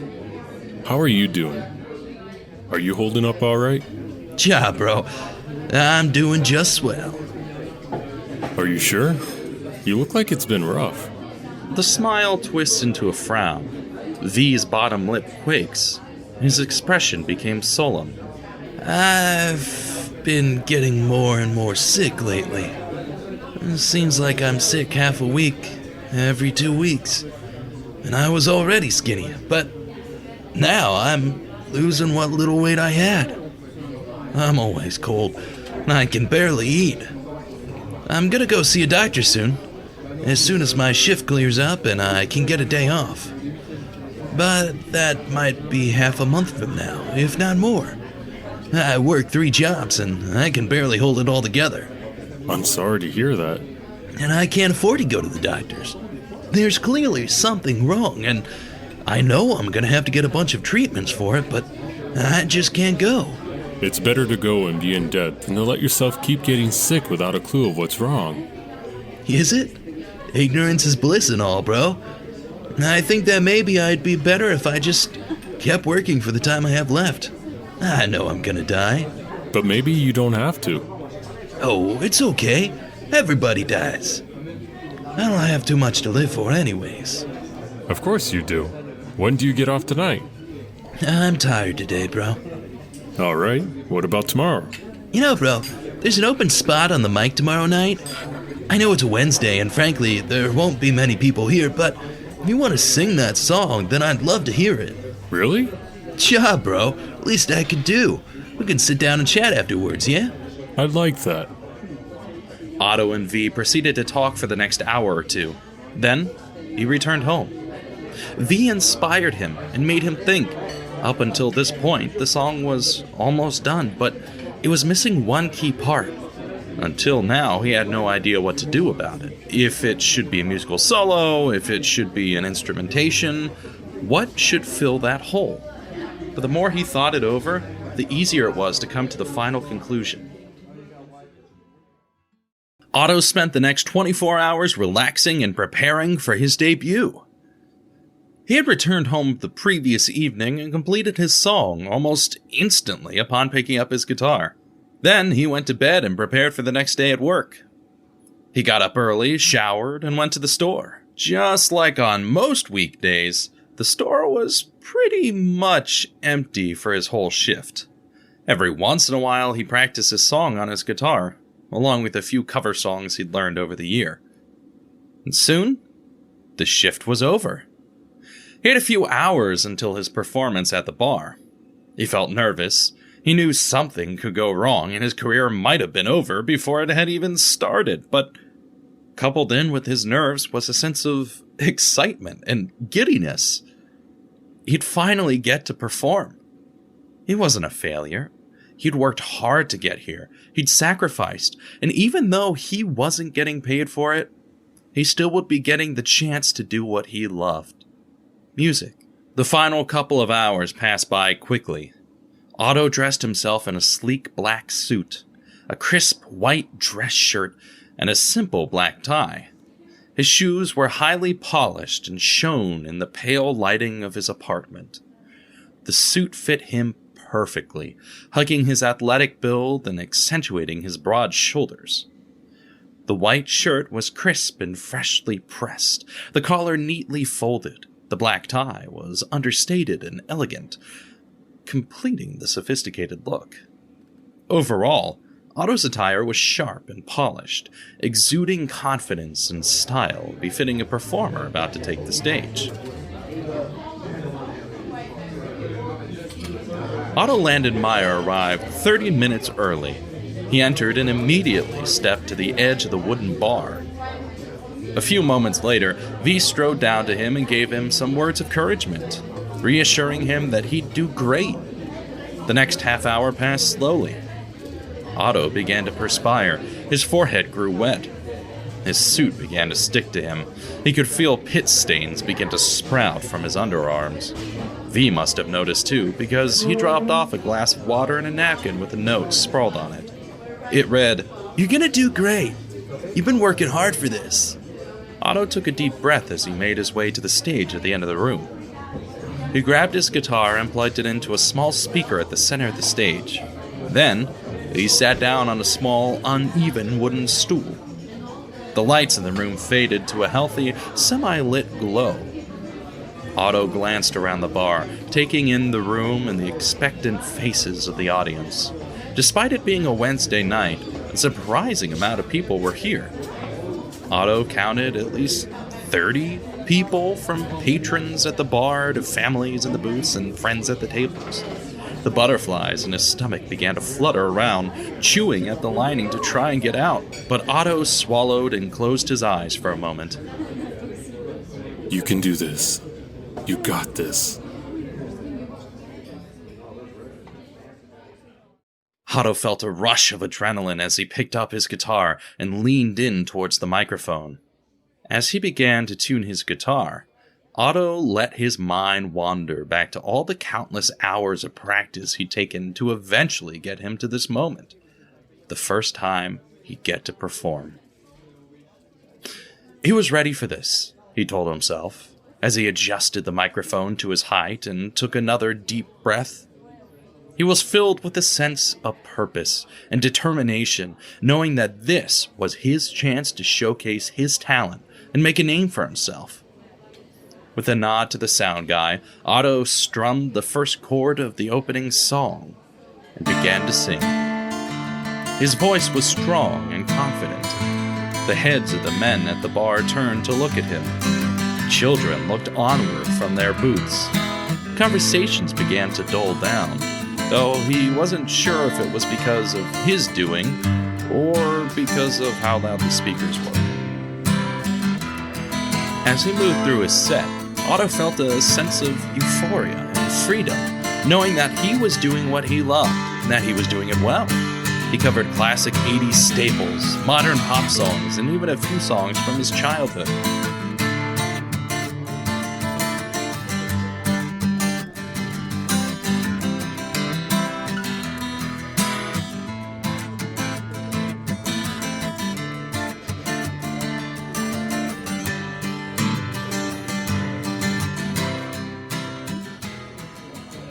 By the end of his performance, the audience was on their feet, applauding and cheering, and Otto felt a sense of accomplishment and a pride that he would never forget. He smiled and stood up, bowing.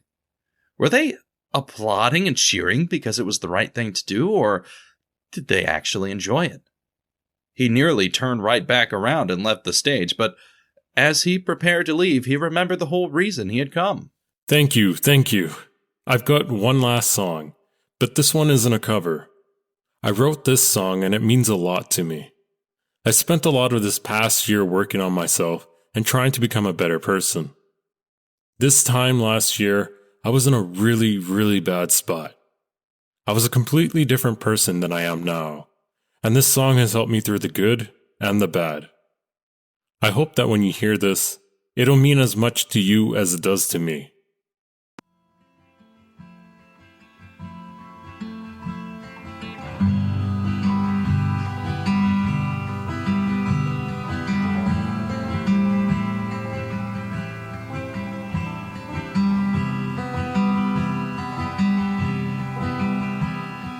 Another bottle down, take it anymore. I've been running out of liquor, trying to stop the voices, never be good enough.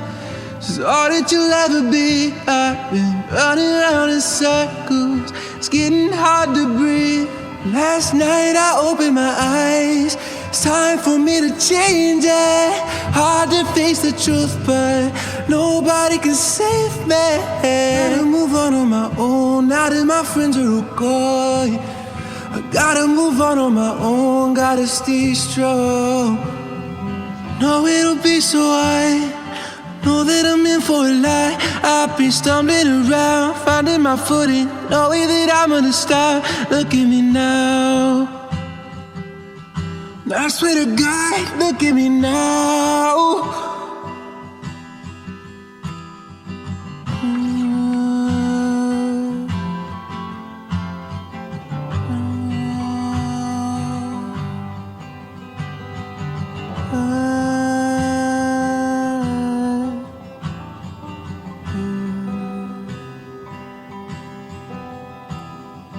Hope that I'm making you proud, hope that I'm half the person you are.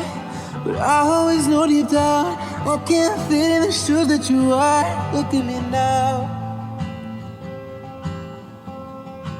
look at me now.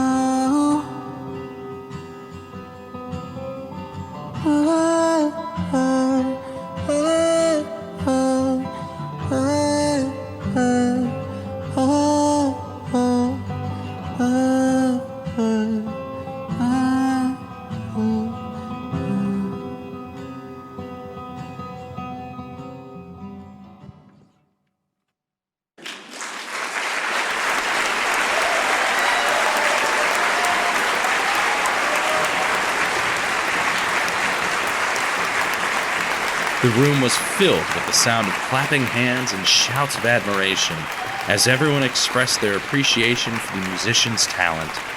People were grinning from ear to ear, and many had their phones out, capturing the moment on video. The energy in the room was palpable, with a sense of excitement and joy that was infectious. As Otto took his final bow, the applause grew even louder, and he felt a rush of gratitude and humility. He smiled, acknowledging the crowd with a nod and a wave, before packing up his guitar and making his way off stage. The applause echoed in his ears as he stepped out of the spotlight, feeling grateful for the opportunity to share his music with the world, or at least, with the bar. V was the first to walk up and congratulate him. Bro, that was amazing! That last song hit hard. Thank you, V. And thanks for the opportunity.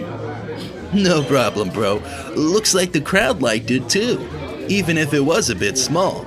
Most acts can't even play over the natural ambience of people talking. But when you started playing, when you started singing, you drew in people's attention. I even saw the kids in that booth over there just stop jumping up and down on the seats and watch you.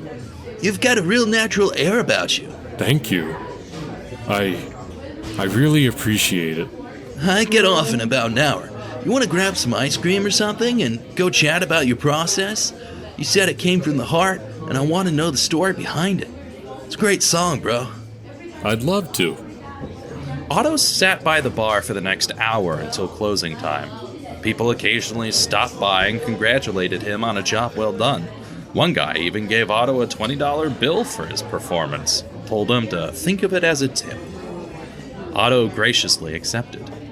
Soon enough, the bar closed, and everyone was forced to leave. Otto stepped out on the sidewalk and found a nearby bench, sitting and waiting for his new friend to come out. V was out roughly 15 minutes later, and the two of them went out to ice cream. They spent the evening laughing and talking about their lives. V learned of Otto and his family's blueberry empire. Otto learned of V and his escapades around Europe. By the end of the evening, a strong bond was formed between the two. They were walking back to the bar to pick up their cars and go home when V asked, "Why don't you call Sky?" What? Well, you said you haven't talked with her, and that a lot of your issues stem from your family. Why not give her a call, see if you can make amends? I don't think she ever wants to talk with me again. She made that very clear. A lot can happen in a year. You said it yourself. She found love and got married. She would have invited me to the wedding if she cared. But she said it herself. I'm not a Meyer anymore. I'm not part of the family. Well, let me at least ask it like this, bro. Do you want to see your mom again? Do you miss those good times you had with Sky when you were teenagers? Yeah, I do. So why not see if they're still up to make some good memories, you know? Life's too short. Maybe you're right. I guess the worst she can say is no. Right? Right. Besides, you never know how long we have to live. We could live a few more days or a few decades. Who knows? But why spend it with regret? You're family man, you know it? You spent this past year working on yourself, but there's a part of you that was missing, right? Sounds like you miss your friendship. Miss your mom. I get it, bro. You know, the first time I met you, I judged you. No problem, bro. A lot of people do. I mean, I just thought you sounded like a surfer dude. I thought you were some 20-something that was spending the summer working at the bar. Just somebody pretending to care. Gotcha. And I'm so glad I was wrong. Because you're so wise beyond your years. Thanks, bro. But I ain't got many left. What?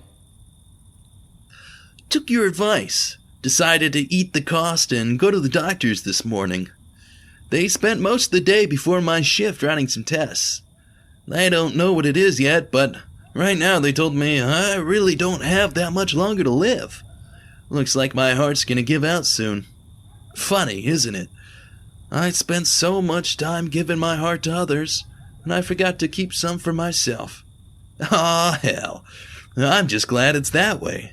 I don't need any for myself. I'm just happy the way I am. So, you're going to die? I'm sorry. That's awful. We all gotta go sometime. Just that mine's a little closer than yours. But that's all right. Enough about that. I'll make you sad, and tonight's a good night. You've just made a new friend. Otto and V walked through the quiet streets of Madison, Maine, taking in the beauty of the night. The city was peaceful, with only the occasional car driving by and the sound of their footsteps echoing through the empty streets. The air was crisp and cool, and the stars shone brightly overhead. Otto took a deep breath, feeling a sense of contentment and peace. The two stayed silent for the last few minutes of their walk. Otto felt a sense of camaraderie with V, as if they were old friends catching up after a long time apart. As they approached V's car, Otto couldn't help but feel a sense of sadness that the night was coming to an end. He knew that he would never forget this night, and the memories would stay with him forever. V unlocked the car, and they said their goodbyes, promising to keep in touch. Otto watched as V drove away, and then he walked down the street to his own car, lost in thought. He was filled with a sense of hope and determination, knowing that he had just taken a step towards his dreams, and that anything was possible. But a feeling of regret burrowed into his heart. If only he had been around sooner. If only he had become friends with V sooner. V was somebody Otto wanted in his life.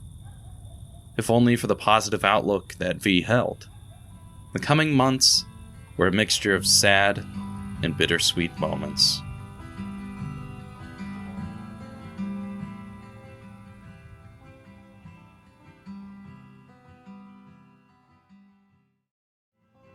Otto called Skye the next evening. Hi, you've reached the voicemail box of Skye Peters. I'm sorry I can't come to the phone right now, but I'll promise I'll return your call. Hey, Skylar. I want to talk. Give me a call back when you can.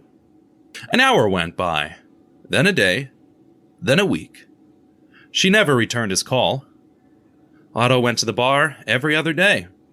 He and V would hang out, and occasionally Otto went out with V's friends. He was introduced to a brand new life. His worries of the previous year continued fading further and further into the clear waters of the past. But as good as times were had, Otto noticed V losing more weight, getting weaker and weaker.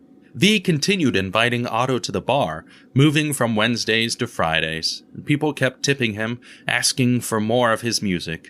So, Otto kept writing and playing. He kept reaching out to music companies in hope of making it big. One evening, Otto received a call from one of his new friends telling him to urgently make his way to the hospital. V lay in a white hospital bed, looking frail and thin. The once strong and energetic person was now a shadow of his former self, a victim of a long and painful illness. The room was quiet, except for the sound of the machines beeping softly in the background, monitoring V's vital signs. His breaths were shallow and labored, and his skin was pale and translucent. Family and friends gathered around the bed, holding hands and praying for a miracle. Tears streamed down their faces as they watched the person they loved slowly slipping away. The atmosphere was heavy with sadness and heartbreak as they tried to come to terms with the reality of the situation. No one wanted to let go, but they knew it was only a matter of time. V's breathing grew shallower, and the beeping of the machines grew slower. V looked around the room at everyone who surrounded him, and a smile crossed his face. Don't be sad for me, bros. I lived a wonderful life surrounded by all of you. I'm at peace, and I'm ready to go. Remember to spread love and kindness. You'll never know who needs it.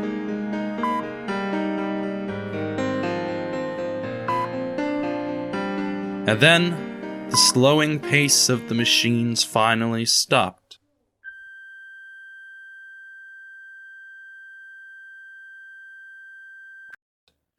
The room was filled with silence as the reality of the situation set in. Family and friends wept silently, holding on to each other for comfort. V was gone, leaving behind a trail of memories and a legacy of love and kindness. Though his physical body was dead, his spirit would live on in the hearts of all of those who'd known and loved him. The next few days after V's passing left Otto feeling sad and somewhat empty. He lost a friend, but even in V's passing, he left behind another nugget of wisdom. So he called Sky one last time.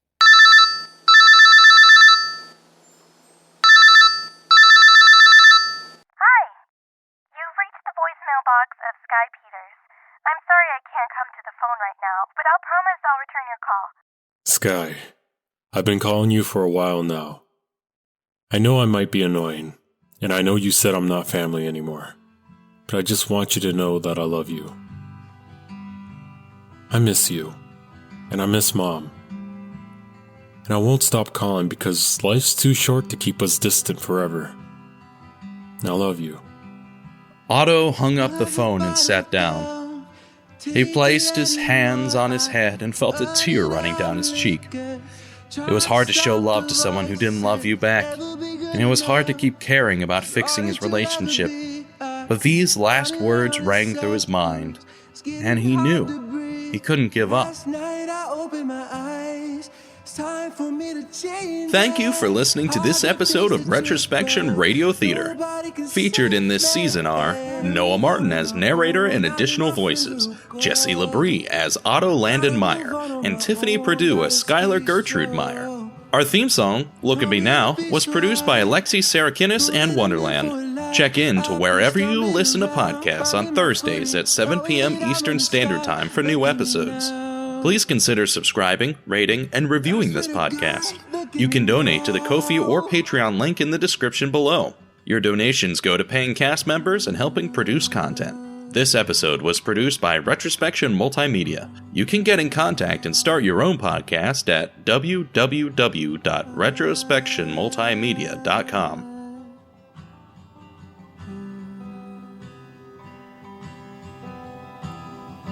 Hope that I'm making you proud. Hope that I'm half the person you are. But I always know deep down I can't fit in the shoes that you are. Look at me now.